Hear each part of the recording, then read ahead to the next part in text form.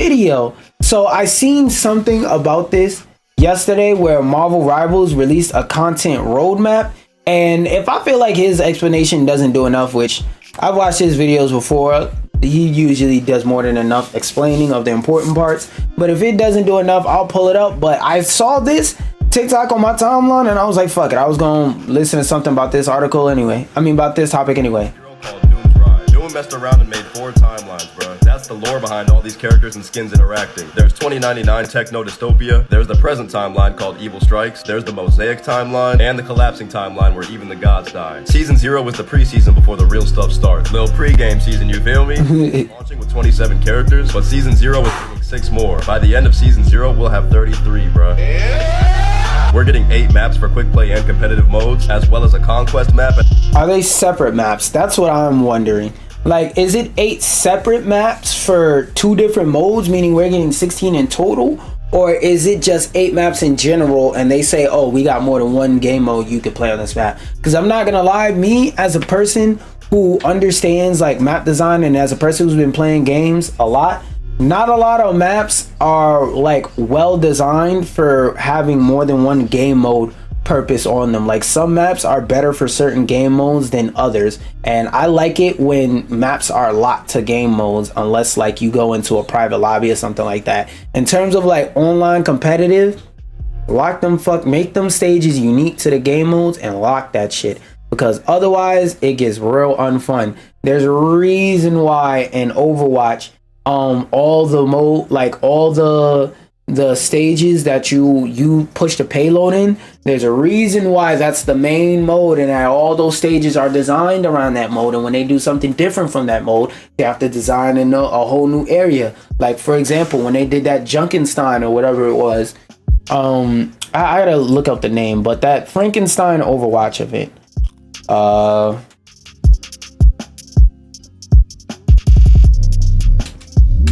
Halloween event, I think it's Junkenstein, I'm not sure. Halloween Terror, is that it? Waiting for the picture to load. Oh yeah, Halloween Terror, this shit. Wait, is this Overwatch 1 or 2?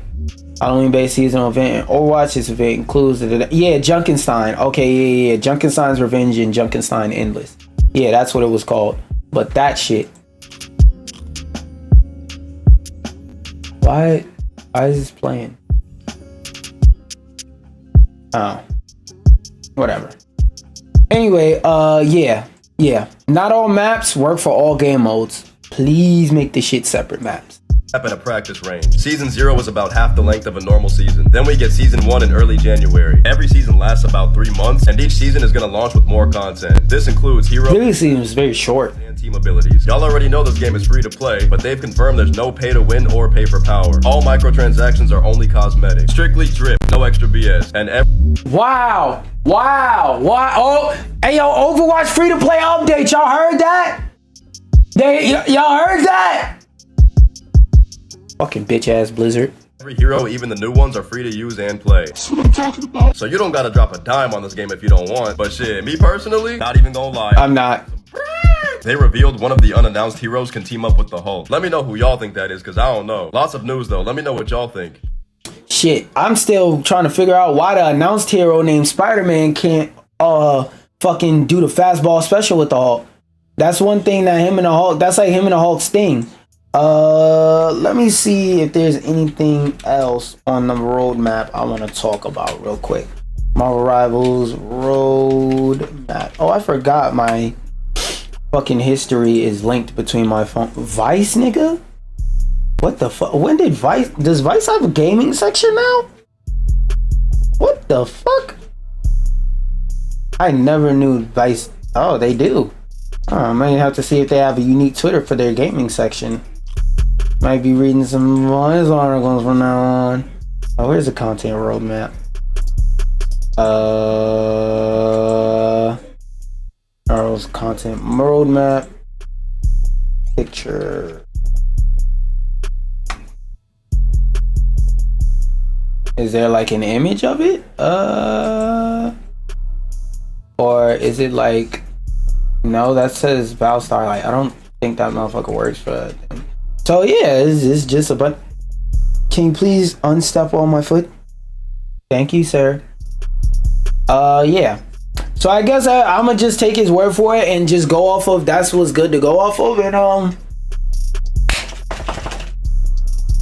like I said, whenever you put an IP on something and use an already discovered like format, tends to work unless you go out your way to fuck it up. And what's another thing I always say about these free-to-play games? Stop making them pay to win, because when you make them pay to win, nobody wants to play it. If you make them pay to win, nobody wants to play to win. Meaning the only people left on the fucking server is niggas trying to outpay each other. And I don't know if you've ever been to like a club or something and you seen like dudes have bottle wars or anything like that, but that shit only lasts but so long, because one of them niggas is going to run out of money. One of them niggas is going to run out of ego and say, I'm spending way more than I should be spending. This shit is stupid. And they're eventually gonna just stop. And the other person, they get to go, whoa! You know that meme with the dude at the bottom of the steps? What is it? Dude in last meme. Yeah, they gonna keep fucking around. Where is it? Open link. No. Open image and new tab. Yeah, they're gonna keep spending money. They're gonna be like this. They're gonna keep spending money. Get that little medal, and they're gonna be like, fuck yeah, I'm the greatest. They're gonna be pouring the wine everywhere. They're gonna be in dead fucking last. A lot of these games, like for example, multiverses, doing all this extra shit, just end up in dead fucking last when they could be right here. This is where multiverses should be, because there's no reason why a game where you could play as Batman, Bugs Bunny, the Iron Giant, Steven Universe, all in the same fucking game, wrapped up into one. There's no reason why with a game like that, it should have as low as a fucking player count as it does. That shit should be one of the best selling multi-platform fighting games of the year, but it's not. Mostly because it's free to play, but it still should be high. That's even worse, because it should be one of the highest played games. But enough of stepping on multiverses. Let's talk about Triple Balling Gate 3 and how it has more active users in 2023 than 2024. Now, I've played a bit of Baldur's Gate, not a significant amount of the game, but I played a teeny bit, like an hour or two with a couple of friends, as I've said, and I understand the appeal of the game. I understand it's a great game. I've seen things that made me say, okay, yeah, that's a great game. It's just not for me, because I'm a big believer in, sometimes I just enjoy mid. Like, for example, did I enjoy songs on Whole Lotta Red? Fuck no, that whole album was trash. They thought it was gay. But have I ever heard a Playboi Carti song that I've enjoyed? Yeah, sure. Have I ever heard a Lil Pump song that I've enjoyed? Yeah, sure. Have I ever heard a drill song from one of these plethora of dumbass New York drill artists that I enjoy? Yes, sure. But as a person who is a journalist, as a person with journalistic integrity, where I can separate the quality of how I think of this as a quality product and how I think of this as my enjoyability. Those are two separate things. For example, I could play you some songs that are fucking terrible that I go, you know what? I get enjoyment out of this because of XYZ. Sometimes to enjoy a song, you don't always have to enjoy that the song is good. Sometimes it could be like Miles. You're not listening to the song because you enjoy the quality of the song and how it makes you go back in the days and think about introspective times back in the earlier times when Nick was good. Yeah, none of that goofy ass shit. Sometimes a song just turn. I like it. Like for example, if I play Lil Pump as Get It, am I gonna enjoy listening to that song? Yes. You ask me, tell you why I like the song, I'ma just say because the song turned. Song like before, and this was, I enjoyed Lil Pump's music before he was a Trump supporter, just to clarify. But like Lil Pimp's music before he was a Trump supporter, I liked it because it was just lit music. Like, for example, if I play you the song Elementary right now, you're going to sit there and go, give me one quotable from that fucking song. Give me one bar from that song you heard that was a fire quotable that Lil Pump said. And I genuinely, honestly cannot give you one thing from that song that's quotable. But it's fun as fuck to go, Gucci gang, Gucci gang, Gucci gang, Gucci gang, Gucci gang, Gucci gang, Deros, Deros, Deros, Deros, over and over. Yeah, it's fun as fuck to do that. I'm not gonna lie, I'm gonna tell you the truth. But would I qualify and classify those things good songs? No. I say that to say, journalistic integrity, me being able to tell if something is objectively good or not, and whether I enjoy something, two separate things. This is a great game that I will never fucking touch. I will never play this game. Never. Only way I'll play this game is if I'm playing it with like 4 friends. And that's hard as fuck to set up when you're an adult. So, I'm never going to play this game. And if I do, I'm just going to be playing the beginning section over and over because I'm never going to beat this shit. Going on though, the third Baldur's Gate publishing director, Michael Dell, shared on Twitter that daily active users are up 20% from 2023, demonstrating the game's continued relevance. Now this is rare. Let me check this nigga's math. Let's see. Steam DB Baldur's Gate. I don't know why it doesn't have auto suggest in that shit. Not price history, metadata. It'll be on the same page, whatever. Exit out. Let's see, in game. Where is it? Max. God damn, what the fuck? Wait, when did this get? When? Oh, that's probably in beta, so that don't count. 3 years. Like all of this is from like them beta testing the game and them having in-house testing for the game and stuff like that. So that part you can mostly ignore. Actually, let me put it on about a year, 3 years. So this is basically like when the game released sometime. And yeah, a lot of multiplayer games that release have like a dip, but this isn't a bad dip because they released the game. When is this? December? Oh, January. So a little bit after December, after like gaming award season, it got a slight rise, probably from people doing that, and the shit's going down. And around September, you can see the game is rising back up. Had a bit of a resurgence. More people are hopping on the game. So I don't know if that's exactly 20% because I don't feel like checking the nigga's math, but he could also be talking about across different platforms. So I'll give him benefit of the doubt. I don't think he's capping. This game has actually had a 20% increase. Dow's credits this increase in stats to the official mod support introduced to console. Oh.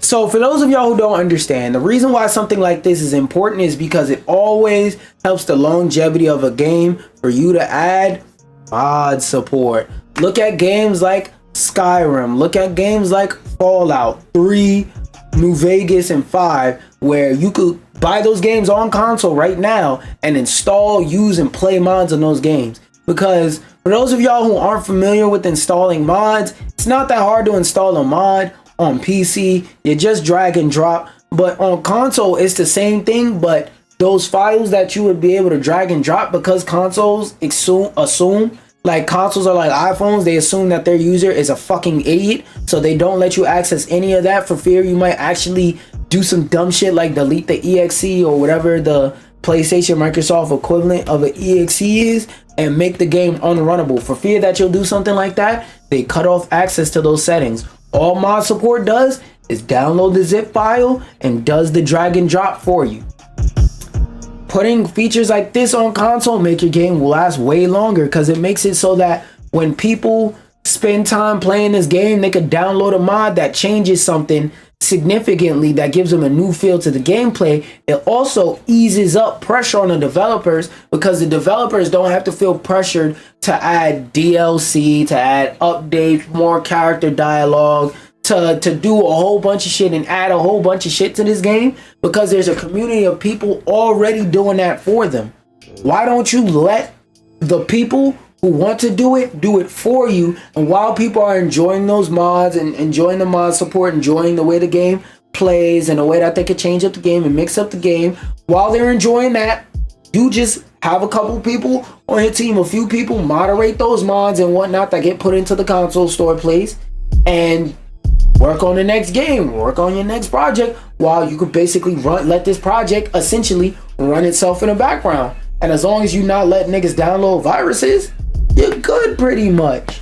This is always a great feature to add, because look at what he said. He said they added this feature, player base went up by 20%. People who already beat the game, who already got 500 hours in the game, said, you know what?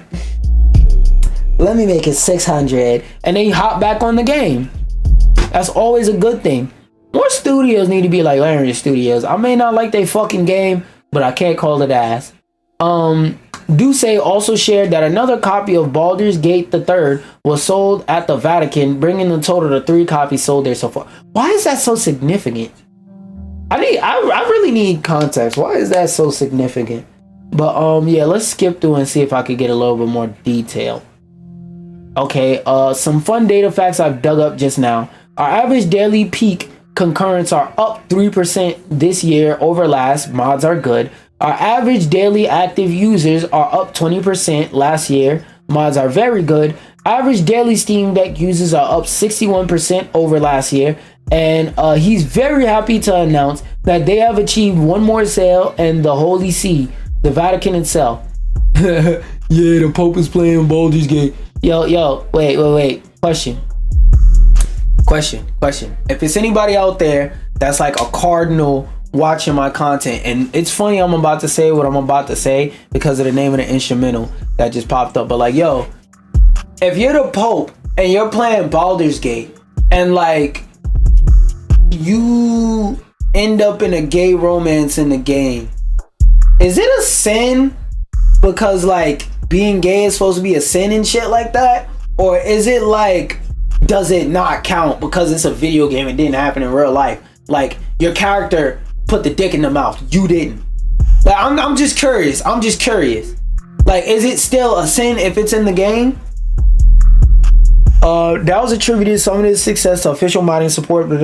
Thanks to patch 7, PC players now have access to internal editors that let them explore levels and share mods directly through mod.io, ensuring everything stays compatible and easy to distribute. Wow, that's a great feature. They're even making it easier for devs to implement their mods. They said, look, you don't have to worry about your mod breaking the game. You can worry less about having a code around the way that we coded. You can code how the fuck you want. As long as the shit runs, you're good. And you can put it in our shit to make sure it's compatible and make sure it's even better. I love shit like this. Even though I don't enjoy this game, I wish I could enjoy a game that would treat me this fucking good. You know what game I want to enjoy that won't treat me that good? Fucking Call of Duty. Fuck that goddamn game. Fuck you mean I gotta buy a game just to look at a fucking log? What you mean I gotta buy a game to be locked out my game because of a goddamn login? Give me my fucking money back, bitch ass nigga. Anyway, soon after, Baldur's Gate 3 mod support expanded to consoles, allowing console players to use an in-game mod manager to personalize their gameplay, make it more refreshing. This is a game that's like 300 fucking hours. There's letting people feel something different on hour 301 is not gonna hurt you, nigga. They already brought the game and they love it and played the fuck out of it already. I wish Nintendo would take this fucking lesson. Allowing console players to use an in-game mod manager to open up a lot of creative possibilities. Baldur's Gate has sold over 10. Okay, so yeah, that's pretty much it. But yeah, developers, we need to see more of this. More developers, add mods into your games, add mod support into your games. Oblivion, Elder Scrolls, I think those are the same game, but Oblivion, Elder Scrolls, Fallout, those games have mod support. Those games will never fucking die. Fallout London is easy as Fallout London, stuff like Fallout London, Fallout Nueva Mexico. those shits give the game life. And because you have to already own Fallout, guess what? People own Fallout. People like they own Fallout and whatnot. They download those mods. Hey, what the fuck is that? You know, like randomly, like your hair will get like a sharp, your leg will get a sharp itch or something like that, or your arm or whatever. Yeah, I'm getting that. Whatever. But yeah, more gaming studios. Please add mod support. Please add mod support. Please add mod support, especially fighting games. Please add mod support and custom character workshop type support. Please, please, please, please, please, please. Stellar Blade's approach to DLC should set a new standard. Didn't look at this article. I don't know anything about the Stellar Blade DLC other than the Nier Automata thing and how it kind of fits because it's on brand. And we're about to see what the fuck Game Rant is y'all yapping about. Let's look at the key takeaways.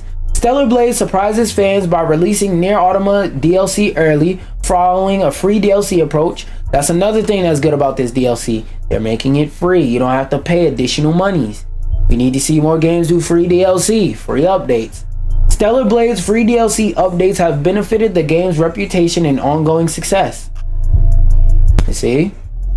When you give consumers a good deal, it makes them like you and it makes them more likely to spend money with you. Okay? It's like that free, it's like the idea of buy one, get one free. Yeah, we lose money in the short term telling you to buy one, get one free, but we make money in the long term by doing things like that build up loyalty, that make you want to come back to our establishment, or that make you want to come back to our company when you want to buy products of our kind. So sometimes you gotta give out free shit. If you actually make a fucking game that people want, and then you actually promote it so that people who play games and who play that type of game will fucking hear about it, then people will hear about it. People will play your game, go, oh, this is fucking amazing, beat it, fall in love with it, and be more likely to give you brand loyalty. But you know, I'm just a gamer. I'm just one of the demographics that enjoy being marketed to the most. Stellar Blade's free DLC updates have benefited the game's reputation and ongoing success. Despite offering its first paid downloadable content pack, Stellar Blade has maintained positive player reception with free content. So basically what they're saying is, with this update, this is what I think they're saying. With this update, they did implement paid DLC, but alongside that paid DLC, they implemented free DLC that everyone's gonna get, so nobody has to feel left out. Things like that make people like you and build brand loyalty. Remember, marketing 101. It's a popularity contest sometimes. Have a quality product and then make that quality product popular. That in marketing 101, that's all marketing is. Making something popular, making something known, making something common knowledge within the demographic of which you are aiming for. That's marketing 101. Now, I say the quality product part because you don't want to falsely advertise, because that's going to bite you in the ass. But take a quality product and make it popular. That's all marketing is. A lot of these companies making shitty products that nobody wants and trying to shove it down people's throats. Where I'm from, when you try to shove something down somebody's throat and they don't ask for it, that's called non-consensual actions. You're non-consensually trying to feed me slop. Stop. Stellar Blade's refreshing DLC approach should set a standard. Yes. While video game DLC can add exciting things to games players love, the concept has always been a bit divisive in the industry. Yeah, a lot of developers, instead of using it for good, they'll use it to be lazy. They'll cut content from the game last minute that's just barely done and say, we'll finish it and sell it to them later. We'll give you half a game and then later on we'll give you the rest of the game. But instead of just giving you the fucking this shit, we're gonna charge you for it, because fuck you. While this is primarily due to the way developers approach DLC, blah blah blah blah blah.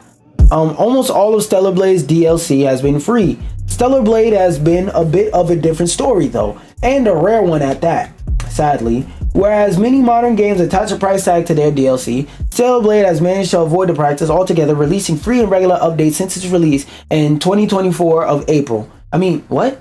in April of 2024. Since the launch of Stellar Blade, ongoing players have had the opportunity to acquire numerous additional outfits for Eve to wear at no extra charge, as well as participate in free, limited time in-game events.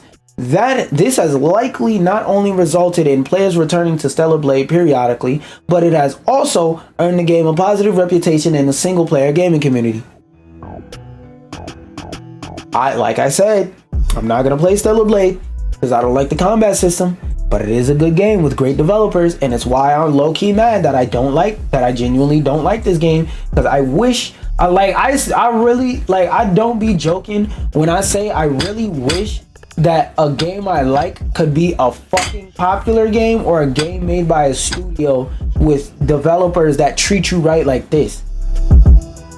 But instead, I gotta like games with bitch ass communities like Rivals of Aether. All y'all niggas hop down my throat about how Rivals of Aether is the greatest fucking game ever. Game Awards come around,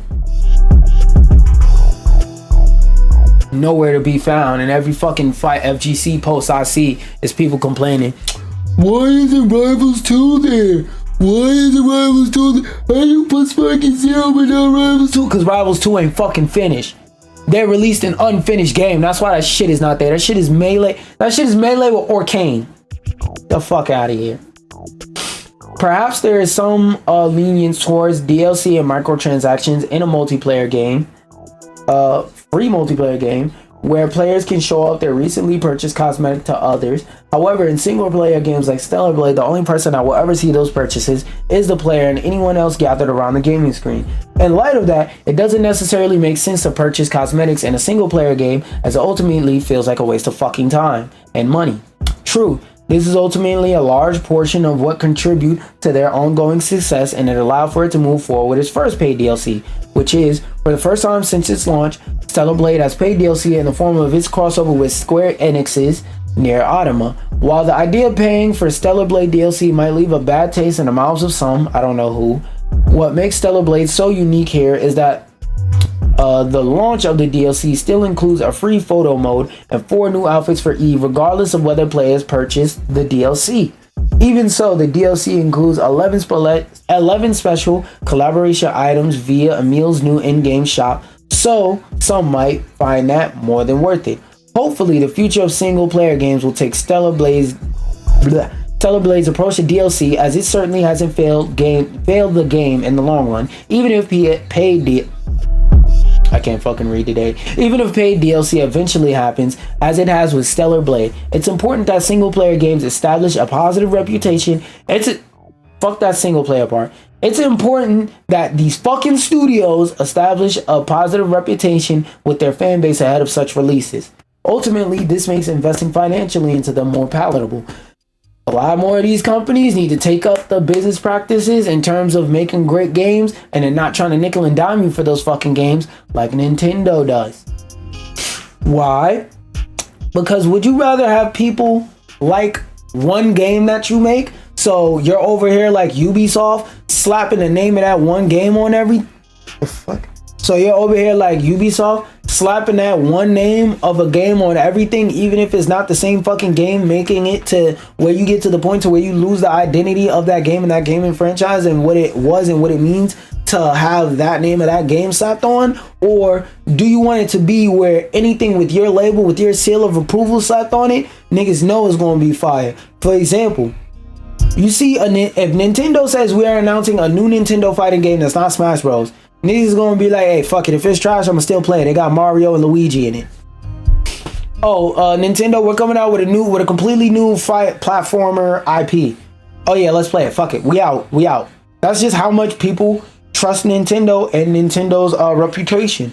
So a lot of these companies, these game studios, need to do what a Nintendo's doing, need to do what a Larian's doing, need to do what a From Software is doing, need to do what a Blizzard used to be like, and they need to make it so that people will see their name and go, oh, this shit finna be gas, regardless of whatever it is. Let's keep going now. My fault if I made a little bit of sense there.